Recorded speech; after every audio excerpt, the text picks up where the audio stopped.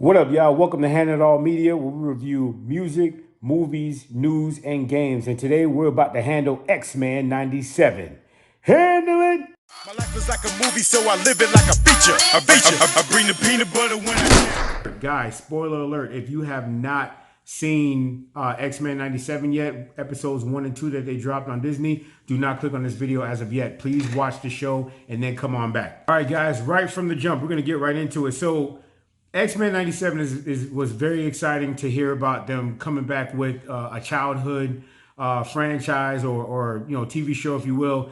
And I thought it'd be best for the grand opening of Hand It All Media that we handle X-Men 97. And as soon as this thing started, dun dun dun dun dun dun dun dun dun dun dun dun dun dun dun dun. I was excited, but at the same time, did anybody notice the music was a little flat, like it was a little mono, like there was no like life into it, no umph. But the music was still there, so I do appreciate them for doing that. The music was still there, but again, they probably should have picked it up on a bass or something. I don't know what it was. Somebody comment and let me know how they felt about it. But intro comes in, I'm excited because the visuals was everything. They remade the intro, and you can do like a side-by-side comparison. You will see the difference, and it is awesome. Right from the start, the X-Men left off where Charles was assassinated by the leader of that mutant hating group, Henry Garrett. So he assassinated Charles, and that's how it left off. And Charles had his final words to the X-Men and everything. And the famous line was, my X-Men was, some of his what was his last words. So when they get in there, man, you see a mutant being escorted in a warehouse. A mutant by the name Roberto. My prediction is Sunspot. I gotta look it up. You guys let me know because he revealed his powers later. So they walk into this warehouse where you got this kidnapped mutant who's trying to plead his case, and the mutant hating group, they got some serious technology. You don't know where they get this tech from, but they're loading up. Look like they're finna go to war. Storm and Bishop are the first ones to arrive on the scene. Storm and Bishop comes in, and they're doing their little team attacks, their banter. Storm does her epic words before she really kicks your butt. So she does that, but unfortunately they're taken out pretty quickly by some impact debris or an explosion of some sort. But right after that, the thugs are like, hey, listen, we got to get out of here because if there's one X-Men, they're like cockroaches, there's multiple, and bam, inserts Cyclops. And guys, when I tell you, when this man hits the scene, he is not playing no games. I've never seen Cyclops fight the way that he fought. I don't think any of us have ever had seen him do that. The combos that he had was amazing. I mean, it was straight out of freaking Marvel vs. Capcom 2. It was awesome. The way I felt about it was they did him justice. His entrance alone set the tone for what's about to happen in X-Men, and it was outstanding. They did not pull any punches, literally. Thank you so much for what you guys did with Cyclops. It was awesome. At the tail end of the fight, Cyclops, he gets hit with the Sentinel technology. So the fact that the Sentinels were back was a big deal. Sentinels is probably still the arch nemesis of the X-Men. They're like the biggest goons and the biggest threats.